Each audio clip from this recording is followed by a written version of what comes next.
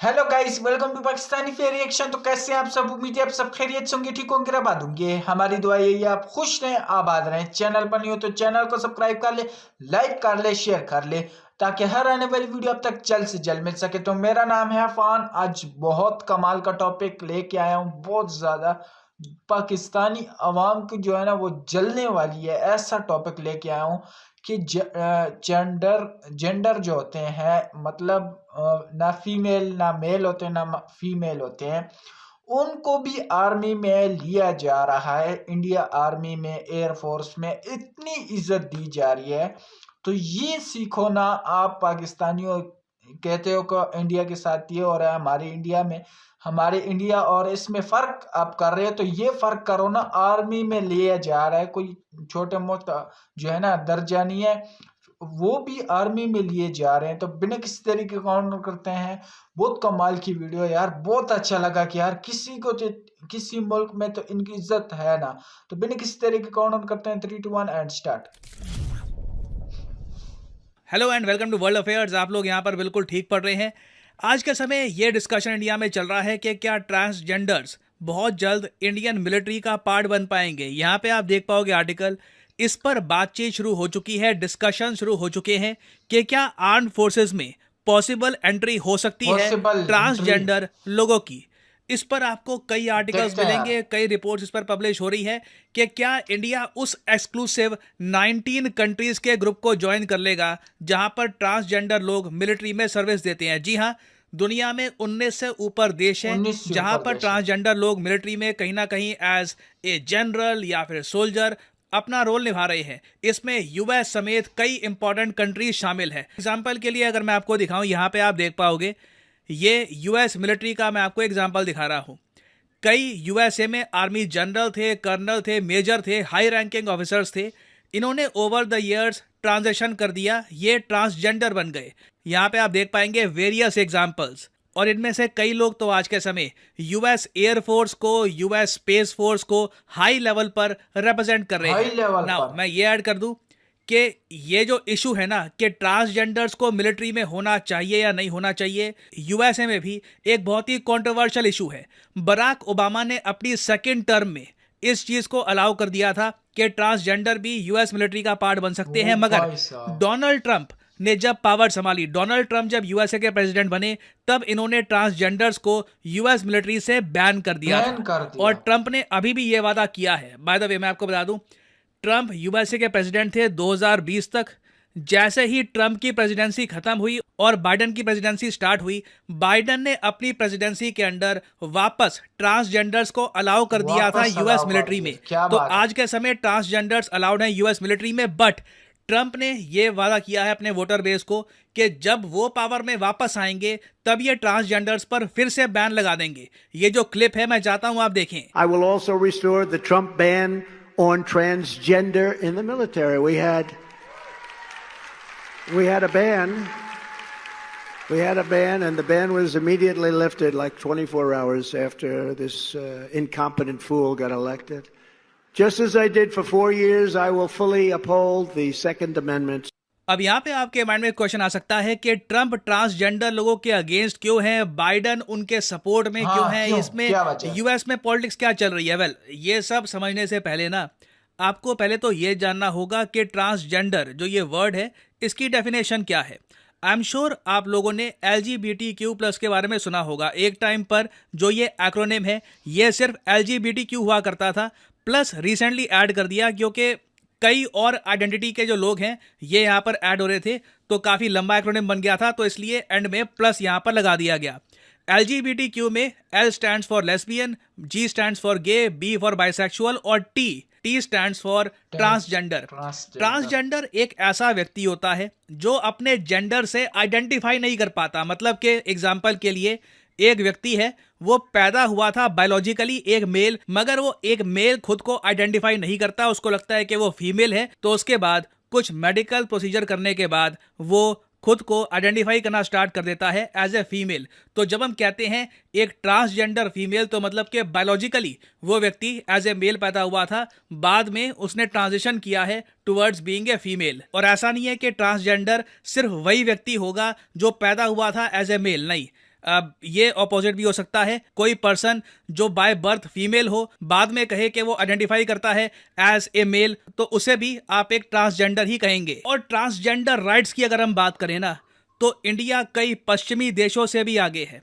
2014 में इंडिया के एक कोर्ट ने ये ओपनली कह दिया था कि ट्रांसजेंडर्स को इंडिया में हम रिकॉग्नाइज करेंगे एज ए थर्ड जेंडर। ये देखिए बहुत इंपॉर्टेंट है, क्योंकि जब आप कहते हो ठीक है हम ट्रांसजेंडर्स को ना थर्ड जेंडर में डालेंगे, तो कल को उनके लिए हेल्थ केयर प्रोवाइड करना, उनके लिए लॉज बनाना, उनके लिए स्कीम्स लॉन्च करना ज़्यादा आसान हो जाता है, क्योंकि आप उनको आइडेंटिफाई करते हो एज ए थर्ड जेंडर। और वैसे मैं आपको बता दूं, दुनिया में बहुत कम देश हैं, ये जो नीले देश आपको दिख रहे हैं, यही कंट्रीज थर्ड जेंडर की ऑप्शन देती है। इंडिया में आपने देखा होगा, आप कोई एग्जाम का फॉर्म भी फिल करने के लिए जाओ ना, कोई सरकारी एग्जाम का फॉर्म है कुछ है, वहां पर भी आपको थर्ड जेंडर नॉन बाइनरी की ऑप्शन आपको दी जाएगी। ये ऑप्शन यूरोप के कई देशों में नहीं दी जाती। जर्मनी में भी आज के समय इस बात को लेकर डिबेट हो रहा है कि थर्ड जेंडर की कैटेगरी अलाउ करे या ना करे। फ्रांस में भी इस बात को लेकर डिबेट है। कुछ यूरोपियन कंट्रीज हैं जिन्होंने इस मामले में कुछ प्रोग्रेस करी है, जैसे कि आइसलैंड आप कह सकते हैं, उसके अलावा डेनमार्क है। बट ओवरऑल आप कहोगे इंडिया यूरोपियन कंट्रीज से भी आगे है ट्रांसजेंडर राइट्स के मामले में। और मोस्ट रिसेंटली आप देखो तो 2019 में एक बिल भी पास किया गया था, जो बन चुका है एक कानून, the transgender persons act of 2019।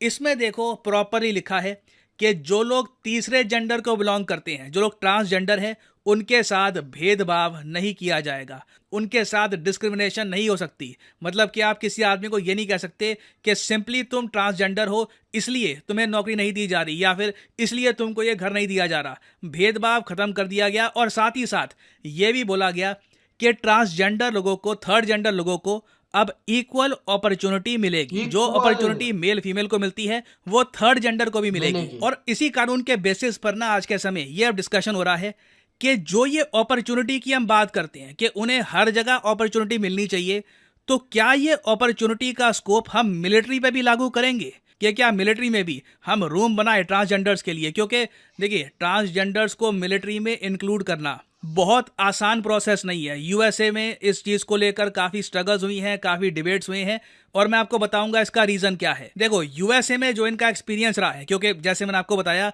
USA में अगर हम देखें तो 8 साल से ऊपर हो चुके हैं और ट्रांसजेंडर कम्युनिटी ने इनकी मिलिट्री में सर्व किया है। कुछ प्रॉब्लम्स जो यूएसए में देखी गई है वो ये है कि ट्रांसजेंडर लोगों के लिए आप टॉयलेट्स कौन से बनाएंगे? क्या उनके लिए अलग टॉयलेट्स होंगे, या फिर एक बायोलॉजिकल मेल जो खुद को अब एक फीमेल आइडेंटिफाई करता है वो किस टॉयलेट में जाएगा? तो ये अब लिटरली आप कह लीजिए डे टू डे इश्यूज के मेजर पॉइंट्स हैं जिनको आप इग्नोर नहीं कर सकते। बाद में देखो यूएस मिलिट्री में कई जगह ट्रांसजेंडर्स के लिए स्पेशल टॉयलेट कंस्ट्रक्ट किए गए। फिर एक इशू यहाँ पर यह भी है, कई लोगों ने यह कहा कि देखिए मिलिट्री में ना आपको हमेशा रेडी रहना होता है देश की सेवा करने के लिए। आपको पता नहीं दुश्मन कब आक्रमण कर देगा, कब आपको देश के लिए अल्टीमेट सैक्रिफाइस देना पड़े। It is a tough job. तो कई ट्रांसजेंडर्स हैं यूएसए में, वो हार्मोनल थेरेपी लेते हैं। अब ये तो आपको पता होगा, एक जो बायोलॉजिकल मेल होता है उसमें टेस्टोस्टेरोन ज्यादा होता है, जो बायोलॉजिकल फीमेल है उसमें एस्ट्रोजन आपको जरा मिलेगा। तो हार्मोनल थेरेपी से ना, अगर मान लीजिए कोई ट्रांसजेंडर फीमेल है,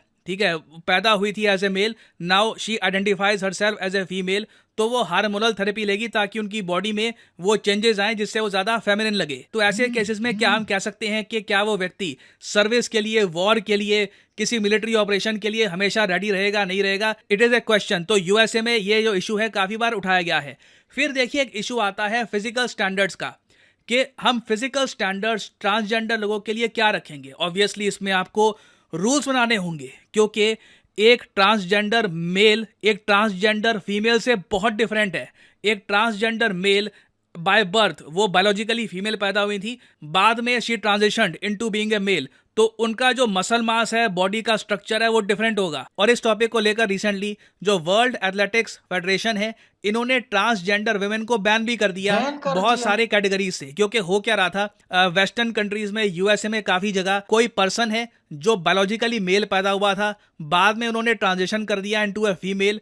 देखिए उनका जो मसल मास है, जो बॉडी स्ट्रक्चर है, वो अभी भी काफी मैस्कुलिन है, और कोई ऐसे स्पोर्ट्स जहां पर फीमेल्स कंपीट कर रही हैं उनको बड़ा एडवांटेज मिलता था। तो ये सब देखकर वर्ल्ड एथलेटिक्स ने रिसेंटली ट्रांसजेंडर वुमेन पे ये बैन लगा दिया। अगेन मिलिट्री में आप कैसे इनकॉर्पोरेट करोगे इन सब रूल्स को, उनके लिए फिजिकल स्टैंडर्ड्स आप क्या रखोगे, this will be a test. ये आसान काम नहीं होगा। यूएसए में ऑलरेडी ये लोग स्ट्रगल कर रहे हैं इस इशू को लेकर। कई इनके जो बड़े पॉलिटिशियन है, फॉर एग्जांपल डोनाल्ड ट्रंप, ये लोग कह रहे हैं कि बहुत ज़्यादा मेहनत लगती है ट्रांसजेंडर लोगों को मिलिट्री में लाने में, तो ये ऑल टुगेदर बैन ही कर देंगे। तो अगेन मैं यहाँ पे फाइनली आपसे पूछना चाहूँगा कि आपके हिसाब से इंडिया को क्या रास्ता अपनाना चाहिए? Should transgenders be allowed in the military? क्या आप मानते हैं कि ऐसा करके इंडिया पूरी दुनिया के लिए एक एग्जाम्पल सेट करेगा कि इंक्लूजन करना है तो हम आपको बताते हैं ऐसे करते हैं इंक्लूजन? एक तरीके से आप कह सकते हैं इंडिया उदाहरण सेट करा होगा दुनिया के लिए। एक पर्सपेक्टिव आपका यहाँ पर यह भी हो सकता है कि पूरा प्रोसेस बहुत ही कॉम्प्लिकेटेड, मुश्किल है और इतना सारा बर्डन क्या हमें अपनी आर्म फोर्सेस पर डालना चाहिए? तो यहाँ पे मैं जानना चाहूंगा आपका ओपिनियन।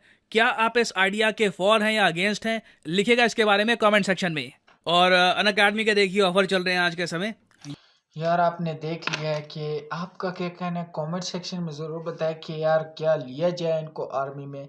एक मिसाल खड़ी की जाए कि यार वाकई जो है ना इनकी इतनी इज्जत मिल रही है, क्योंकि इंडिया इस वक्त, भारत जो है ना इस वक्त वो कर रहा है जो पूरी दुनिया नहीं कर पा रहे। मतलब ऐसे ऐसे काम कर रहा है जो पूरी दुनिया नहीं कर पा रहा है, नहीं हो सकता। अमेरिका जैसे मुल्क, बड़े बड़े देशों में ये नहीं हो सकता, और इंडिया वो करके दिखा रहा है, एक मिसाल बना रहा है। एक इसके लिए नहीं बल्कि ये बहुत जो है ना ऐसी चीज़ें हैं जो ऐसी तरह भारत जो है ना वो एक मिसाल खड़ी कर रहा है। जो इन वो होता है ना, इम्पॉसिबल होता है उनको पॉसिबल बना रहा है इंडिया। तो आपका क्या कहना है, कमेंट सेक्शन में ज़रूर बताएं, अपनी राय ज़रूर दें। यार उनकी एक ये है कि इनको इज़्ज़त नहीं दी जाती मुआशरे में। उनको जो है ना किसी वो ये कहते हैं कि ये ट्रांसजेस्टर है, मतलब उसको इज़्ज़त नहीं दी जाती जिस तरह मर्द को या औरत को दी जाती है। आप वो देख लें, उनको घर नहीं दिए जाते, उनको जो है ना वैसी सोसाइटी नहीं दी जाती, इनको जो है ना एक गाली गलौज ऐसे एक जो है ना दूसरी तरह, बल्कि इनको कसूर भी नहीं होता। ये तो एक ऊपर वाले अल्लाह अल्लाह जो है ना वो बनाता है, लेकिन ये इंसान जो है ना बहुत वो करते हैं कि यार ये ऐसा है, ये वैसा है। कोई घर नहीं देता, कोई क्वार्टर्स नहीं देते, मतलब उनको ऐसी इज्जत नहीं दी जाती। तो इसके बारे में अगर इंडियंस ने ये कर लिया तो ये एक मिसाल बन जाएगी। अगर भारत ये कर लिया तो पूरी दुनिया जो है ना इनको भी इज़्ज़त दी जाएगी। बल्कि एक मिसाल हो जाएगी कि इंडिया ये कर रहा है तो पाकिस्तान क्यों नहीं करे, और कोई मुल्क नहीं करे, इंडिया को देखते हुए और मुल्क भी करेंगे। तो आपका क्या कहना है, अपनी राय ज़रूर दें कमेंट सेक्शन में। आपका अपना चैनल है, कोई भी वीडियो चाहिए तो कमेंट सेक्शन में ज़रूर बताएं, मैं इस पर ज़रूर रिएक्ट किया करूँगा। तो आज के लिए इतना ही, तब तक के लिए अपना ख्याल रखिएगा, बाय।